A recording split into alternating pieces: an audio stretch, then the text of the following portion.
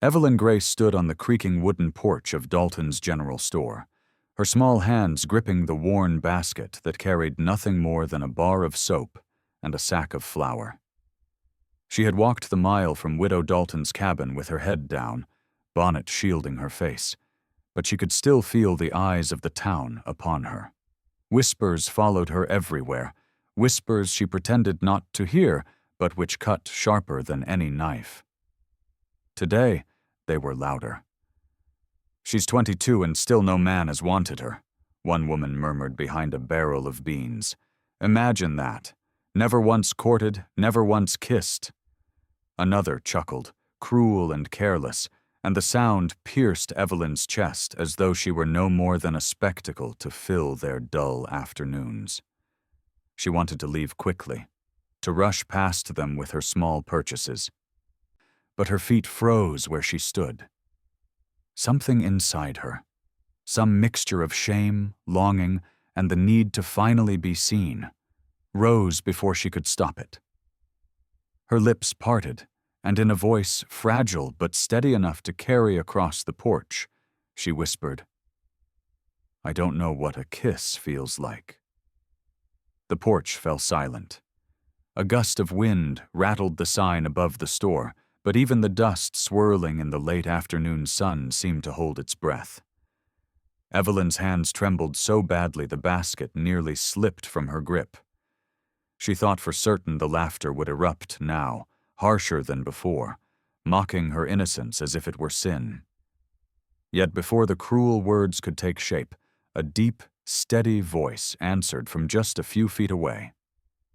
Cole Hartwell, the quiet rancher known for saying little and working much, had set down the heavy sack of feed he carried. His broad shoulders straightened, his weather-creased face softened, and his gray eyes fixed only on her. "Then let me show you forever," he said, his tone not boastful, not playful, but like a vow sworn in the heart of the prairie itself. The storekeeper froze mid-step. The preacher, who had been sorting letters nearby, coughed nervously, unsure how to move his gaze. The gossiping women blinked as though their tongues had turned to stone. Even Widow Dalton, who had raised Evelyn under the strictest watch, stood at the doorway, with her stern face softened by a relief she could not hide. Evelyn's cheeks burned hot, but it was not shame this time. It was something frightening and tender all at once. She dared to glance up at Cole, and for a heartbeat she saw in his eyes no mockery, no pity, only quiet certainty. Cole did not reach for her then. His hand hovered near hers, not touching, as though promising that when he did, it would be the gentlest thing she had ever known. Evelyn's heart pounded so loudly she thought the entire town must hear it, yet her fear slowly loosened its grip. She had never been wanted, never been chosen, and here, before the entire town, a man she barely knew had spoken as though her worth was never in question. Something inside her, unspoken but clear, whispered back to him. She would trust this man with the first and the last of her love. This is a story from the year 1876, in the Dakota Territory, and I, Elias Redfeather, your storyteller, bring it as it was told in hushed awe across the frontier, a tale of innocence, courage, and devotion, the silence that followed Cole Hartwell's words, stretched over the porch like a heavy blanket, and every pair of eyes in town seemed to hold its breath as Evelyn Grace's secret longing was answered with a vow no one expected. The storekeeper dropped the tin scoop he was holding, the clang breaking the stillness, while two boys who had been playing marbles stopped mid-throw and stared as if they had stumbled into a storybook. Widow Dalton's lips parted in a tremble, torn between fear of scandal and an undeniable glimmer of pride that her ward had finally been defended with honor. The preacher shifted uneasily, as if love spoken so boldly might rival Scripture itself. And the gossiping women, whose whispers had fueled Evelyn's shame for years, now found themselves hushed and small in the presence of a man whose voice carried not arrogance, but solemn truth. Cole did not flinch under their gaze. He stood grounded like the oaks on his ranch, his jaw firm, his calloused hands steady, every inch of him declaring that he had spoken not for show, but for life itself. And in that moment, Evelyn's chest filled with something she had never dared to taste before. Hope. Her heart trembled as the basket she held slipped and nearly fell, and before it could strike the porch, Cole's hand caught it, his fingers brushing hers for the briefest instant, sparking a warmth that spread through her like wildfire. Murmurs began again, but softer this time, carrying a different tone. Not scorn, but wonder, even envy. As if the townsfolk had witnessed something sacred break through the dust of their ordinary day. A young girl tugged her mother's sleeve and whispered, "Mama, that's how stories begin, isn't it?" And the woman, who had once mocked Evelyn, could only nod in silence. Evelyn wanted to run, to hide from the weight of so many eyes. Yet when she looked into Cole's steady gray gaze, she found herself standing taller than she ever had, as though his words had stitched invisible wings to her back. She managed only a trembling breath, but Cole's small, knowing smile was enough to assure her that she need not speak yet. He had already heard the deepest truth of her heart. And while the crowd dispersed with whispers that would ripple through the town by nightfall, Evelyn and Cole remained fixed at the center of it all. Two souls on the cusp of something that felt larger than themselves, larger even than the judgment of the crowd.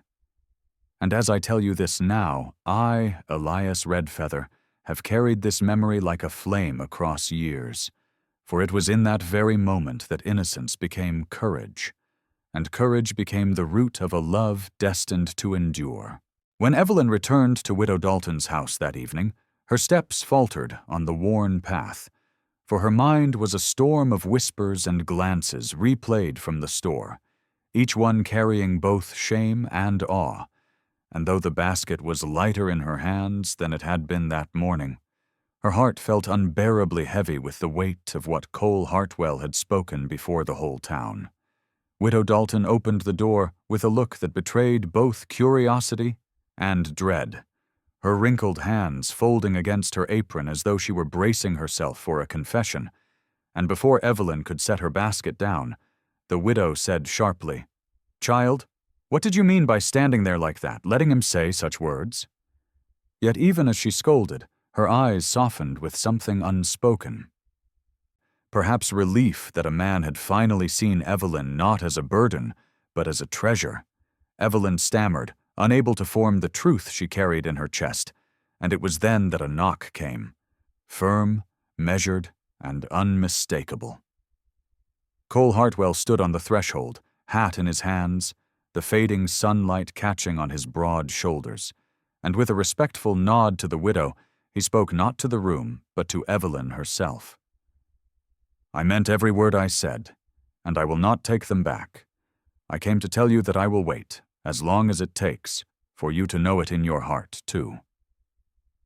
The widow gasped as though the world had turned upside down, for men in that town did not wait. They took, they demanded, they claimed, but Cole spoke of patience and honor as though they were the truest measures of strength. Evelyn's throat tightened, her hands twisting nervously at the hem of her dress, and though she tried to reply, only tears came, hot and unrestrained, until Cole took one step closer and gently placed the worn Stetson he carried on the table beside her, a silent pledge that his place would always be within reach. The room felt alive with something greater than words, as though a promise had been carved into the very air, and Widow Dalton, who had raised Evelyn with both sternness and reluctant love, pressed her lips together, and finally nodded, muttering, "If you mean it, Mr. Hartwell, then see to it you prove it. This girl deserves a man who will keep his word." Cole's steady gaze did not waver as he answered, "I will, ma'am, even if I must spend a lifetime proving it." Evelyn's heart swelled with a new strength she had never known. and as she looked at the man who had silenced a crowd with a single vow, she knew that from this day forward, her life was no longer a series of hushed whispers in the corner of a store, but the beginning of a story that even I, Elias Redfeather, have carried through time. For I was there to hear how it was told, and I swear to you now, it was on that very doorstep that Forever first breathed.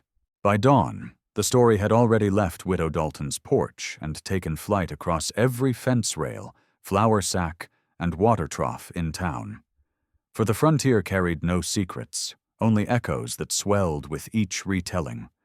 Women at the well shook their heads with a mix of envy and disbelief, muttering that Cole Hartwell had offered his forever to a girl who had never even known a man's kiss, while ranch hands at the saloon door laughed too loudly, claiming no cowboy would wait that long unless he'd already lost his senses. Yet beneath the laughter was unease. For Cole was not a man whose words were made of air. He was known for silence, for hard work and quiet strength.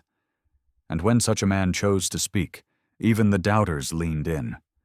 Evelyn walked the dusty street with her bonnet drawn low, her cheeks burning under the stares. And though she tried to busy herself with the widow's errands, each step felt heavier than the last, until she passed the blacksmith's forge and heard one of the apprentices sneer, "A girl like her doesn't deserve a man like him." Words meant to pierce and scatter her spirit. But before she could falter, a shadow fell long across the ground, and Cole himself appeared from the edge of the livery, his boots striking firm against the boards as he crossed to her side. He did not speak to the boy, did not waste his strength on scorn, but simply reached for the basket Evelyn carried and took its weight into his hands, walking beside her as though it were the most natural thing in the world. The blacksmith's apprentice flushed, stammered, and returned to his work, and the crowd of loiterers grew silent. For Cole had answered mockery not with anger, but with presence, a presence that declared more loudly than any words that Evelyn Grace was not alone. As they walked, she dared a glance at him, her voice a trembling whisper. "You heard what they say." And he nodded, not denying the gossip, but letting it wash past him like river water around stone, before replying, "What they say does not matter. What I said yesterday will last longer than their talk." And in that moment her breath caught, because she believed him more than she believed the very ground beneath her feet. When they reached Widow Dalton's fence, Cole handed the basket back with a bow of his head, saying only, "Tomorrow, if you'll allow it, I'll walk with you again." And though her heart thundered with both fear and longing, Evelyn nodded once, her eyes lifting just long enough to meet his. And I tell you, as one who has carried these tales through the long years, that was the hour when a town's whispers turned to silence, and silence turned into something far greater. The beginning of a bond that neither gossip nor time itself could unravel. The midsummer sun hung high when the church bell tolled noon, calling the town to gather for the quarterly meeting, a time when debts were tallied, punishments read aloud, and promises made public under the eyes of God and man alike. And it was there, in the packed square before the wooden platform, that Evelyn Grace felt her courage quiver, for Widow Dalton had insisted she attend, warning that whispers only grew louder when a girl hid herself away. Cole Hartwell stood already among the men, his tall frame casting a shadow that seemed to split the heat, his hat in his hand as though showing reverence for the gathering. Yet his eyes never strayed from Evelyn once she appeared at the edge of the crowd, her simple dress patched at the hem, her bonnet trembling in her grip. The banker's wife nudged her companion and hissed, "There she is, the one who confessed she's never been kissed!" And a few men chuckled, cruel enough to let their laughter ride the air until it reached Evelyn's ears. But before she could lower her gaze, the mayor called out, "If any man has business to declare, step forward!" And in that instant, as if destiny itself pulled him, Cole climbed the platform, his boots striking the boards with a certainty that stilled every tongue. He spoke slowly, each word heavy with the weight of a vow. I hear your whispers, and I will not deny them. Yes, she has never been kissed, and yes, she spoke the truth without shame. But I tell you now, before God and this whole town, that she is the only woman I have ever looked at and thought, that is forever. And the silence that followed was broken only by the creak of wagon wheels in the distance, as if the land itself held its breath. Evelyn swayed, overwhelmed, her hands pressed to her chest, for never had anyone claimed her so boldly, not in secret, not in shame, but in the open square where judgments were sharpest. Then, like a spark seeking kindling, the blacksmith's apprentice, the same boy who had mocked her, laughed loud and said, "Forever? She don't even know how to kiss," which set a ripple of murmurs through the crowd. Yet before anger could boil, Cole descended the steps, crossed the square with deliberate calm, and came to Evelyn's side. He did not seize her, did not force the moment, but simply lifted her hand in both of his, and with the same quiet strength he had spoken from the start, he said, "When the day comes, it will not be a kiss to prove her worth. It will be the life we build that proves mine." And in that declaration, the murmurs died, the mayor himself nodding once as if to seal the vow with the weight of authority. I have carried many tales of love across these plains, but few have stirred the dust of a town so completely as that day in 1876, when a rancher's vow turned cruel whispers into the first threads of respect. And a girl thought unworthy stood taller than she ever had before. The days after Cole's vow in the square moved like shifting sand, for though the public mockery had been silenced in that moment, whispers crept back in alleys and sewing circles, pressing against Evelyn's heart like thorns. And it was one evening, while she sat sewing by lamplight in the small cottage she rented near the mill, that the door rattled with an impatient knock. She opened it to find Samuel Price, the banker's son, leaning against the frame with a smirk that carried no kindness, his coat too fine for his character, his words soaked in arrogance as he drawled, "You've tangled yourself to Hartwell's name, but do you know what kind of man he truly is?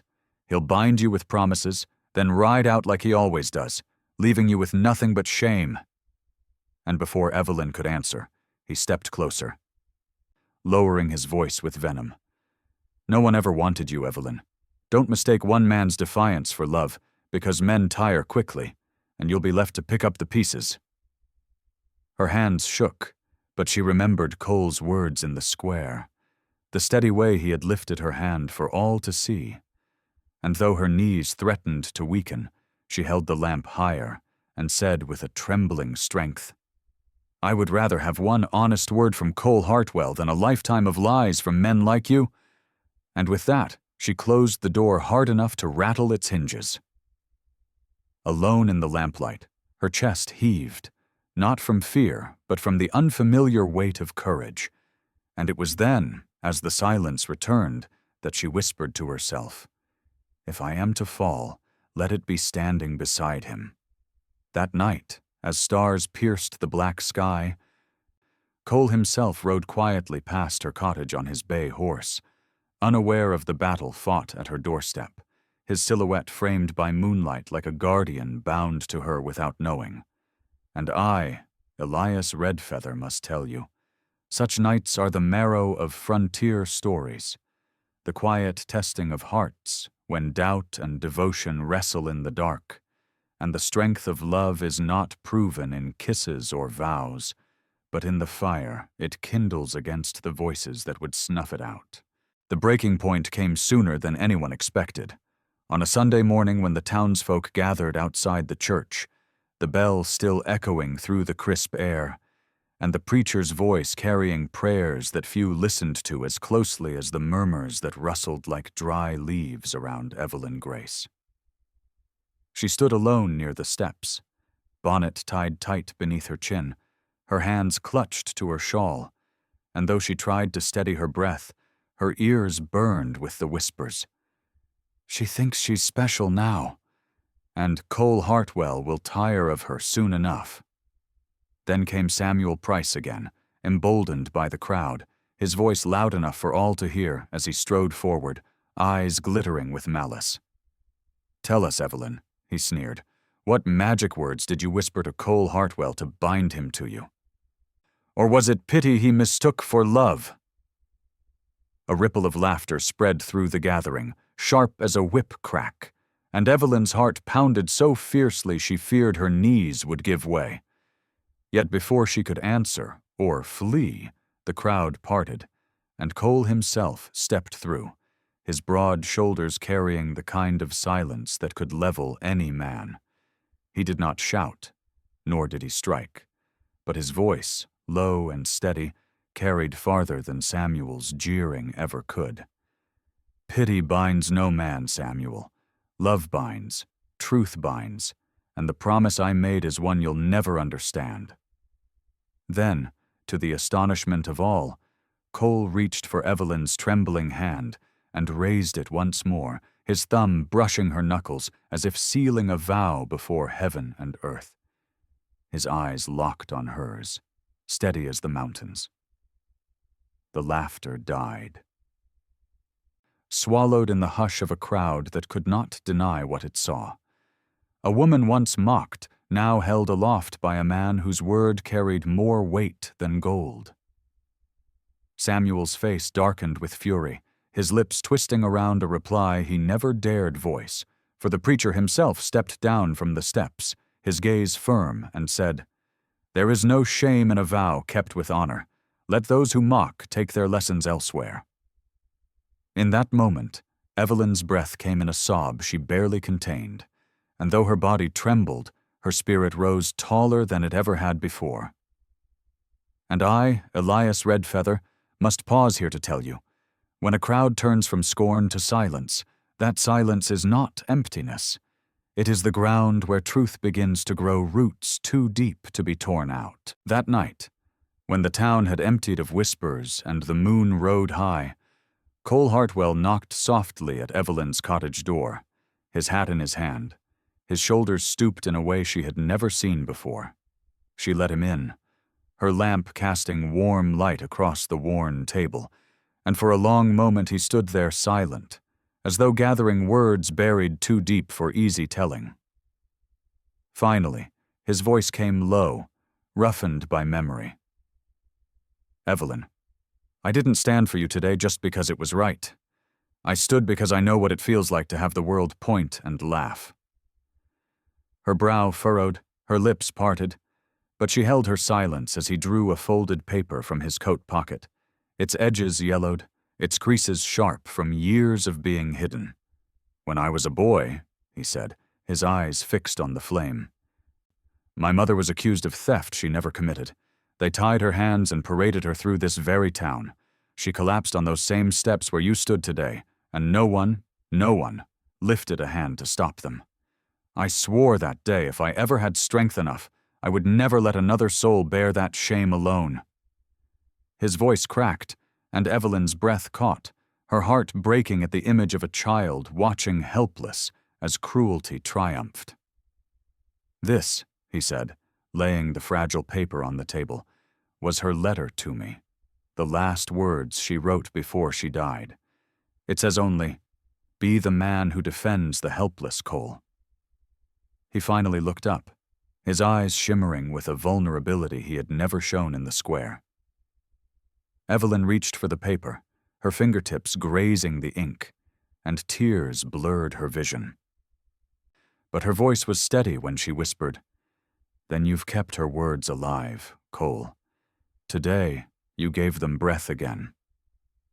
He bowed his head, overcome, and for a moment neither spoke, the silence richer than any declaration.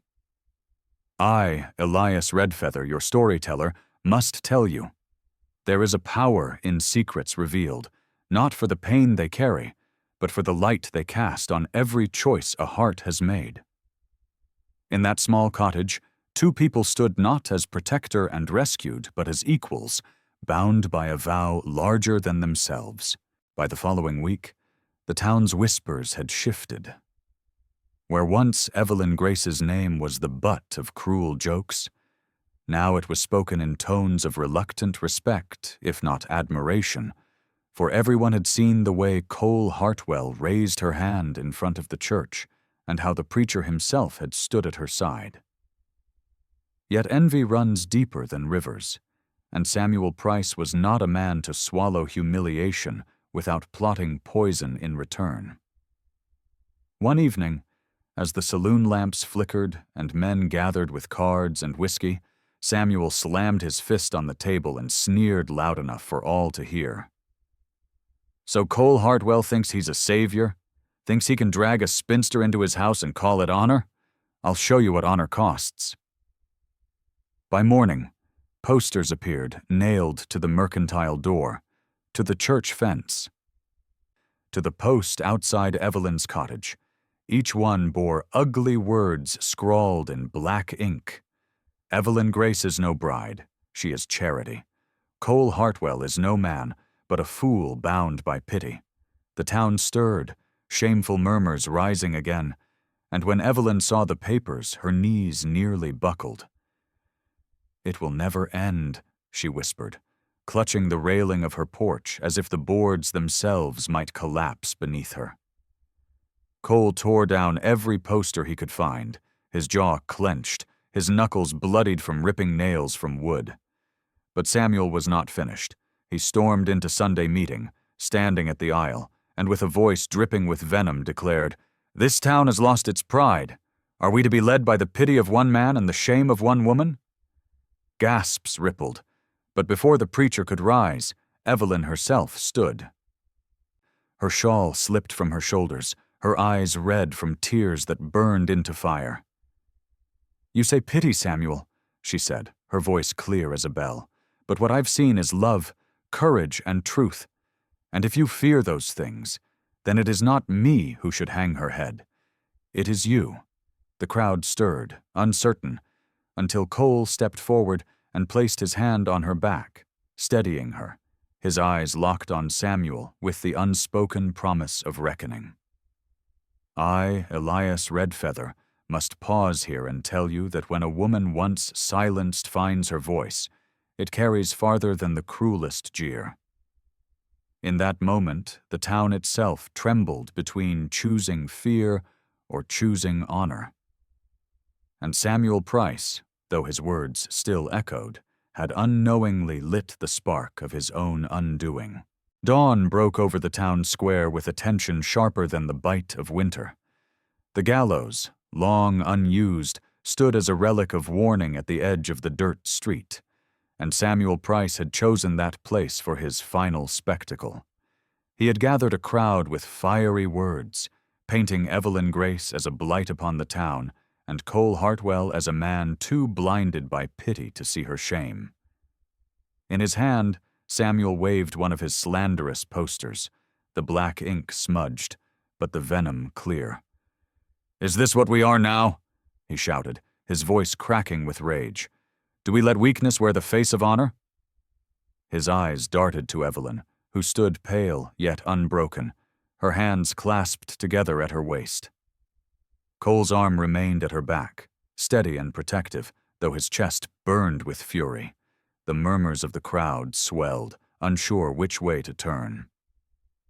Samuel sensed their doubt and pressed harder, pointing a finger at Evelyn. If she had dignity, she would leave. If he had pride, he would cast her out. But before Evelyn could answer, the sound of hooves split the morning. Heads turned as a Comanche rider thundered down the street, his stallion kicking dust into the rising sun. He was broad-shouldered, fierce-eyed, the braids of his hair whipping behind him. Without slowing, he drew his knife, and in one clean motion he slashed the hanging rope from the gallows beam, so it tumbled to the ground like a broken snake. The crowd gasped, silence falling heavy as the rider dismounted, his boots striking the dirt with the weight of defiance. Standing tall, he looked Samuel square in the eyes and spoke with a calm that shook the air more than shouting ever could.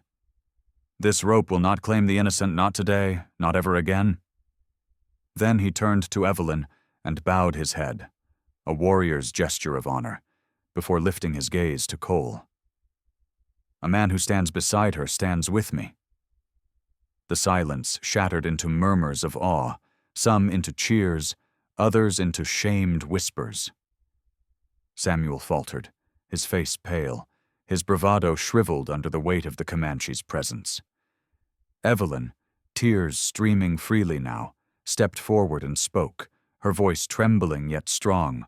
"I will not run, I will not bow, and if this town calls me shame, then let it also remember that shame knelt before honor this very day." Cole's hand found hers, their fingers lacing together in the open square, and in that moment, the crowd's doubt broke. The first cheer came from the preacher, then another from a shopkeeper, until voices rose across the square like thunder. Samuel Price, once so loud, found himself swallowed by the roar of justice. "I, Elias Redfeather, who carries this tale, tell you true. The dawn of that day marked not only the fall of one man's cruelty, but the crowning of a woman once scorned, lifted high by love, by courage, and by the honor of those who refused to let the rope tighten ever again." The town square had never witnessed such a shift of power, not in all its years of harsh justice and whispered gossip. Samuel Price, once towering with the arrogance of a man who believed fear would keep his grip tight, now stood trembling as the Comanche rider's shadow stretched across him in the new light of morning. Cole Hartwell released Evelyn's hand only long enough to step forward, his voice steady and sharp. "Samuel, you've had your say for too long. You called her a shame, but it is you who brought disgrace upon this town." His words struck the air with the weight of truth, and the people, so often silent out of habit, began to nod, their eyes no longer on Evelyn, but fixed in judgment upon Samuel. The preacher raised his hand and declared, "We are not a people of cruelty.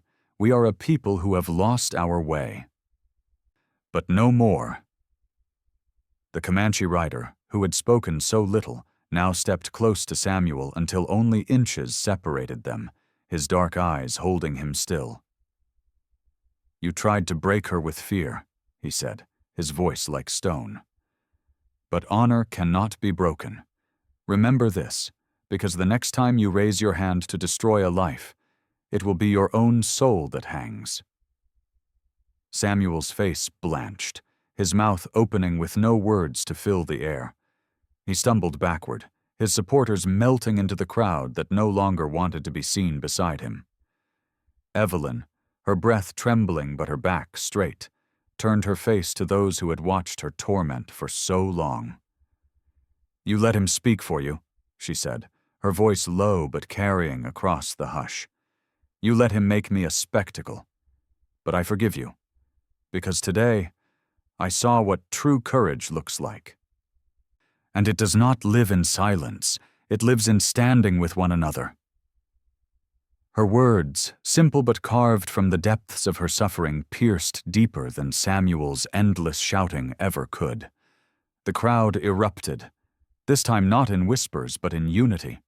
The blacksmith raised his hammer high, calling out her name, and others joined him, chanting not as a mob against her but as a people choosing to honor her.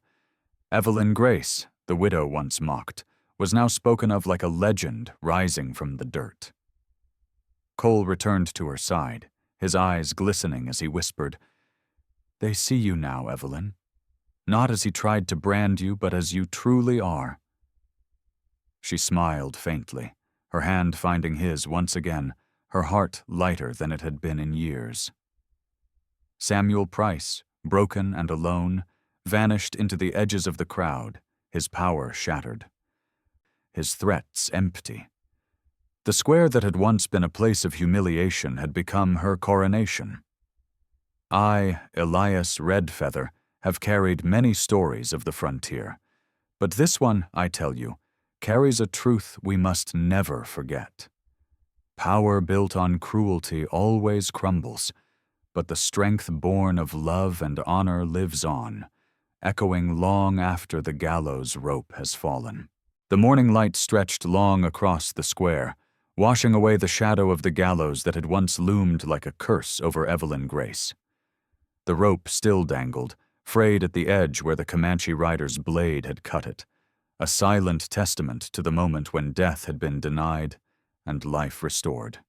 Evelyn stood beside Cole Hartwell, her body weary but her spirit unbroken, her eyes meeting the rider's as if to ask why he had risked his life for a woman the town had already condemned. The warrior, tall and silent, dismounted and came to her, his presence steady and commanding. From his saddle he took a single eagle feather, placing it gently in her hands. "This is honor," he said simply. "You carried the lashes for another.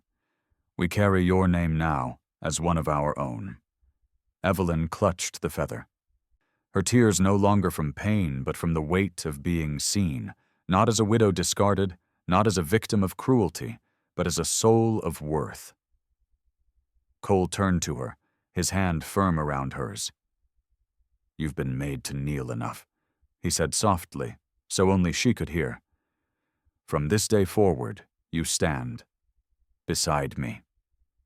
The preacher, voice trembling with conviction, stepped forward and asked if she wished to claim her place as his wife, and the crowd, those who had once been complicit in her humiliation, now leaned forward in reverent silence.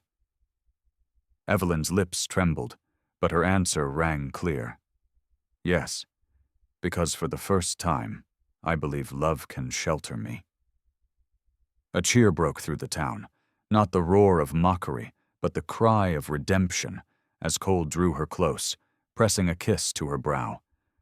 Sealing her rebirth in front of those who had once sought her ruin, the Comanche rider mounted his horse once more, pausing only to bow his head toward her before riding west, his figure fading into the horizon, as if to remind them all that justice had come and gone like the wind, leaving behind its lesson.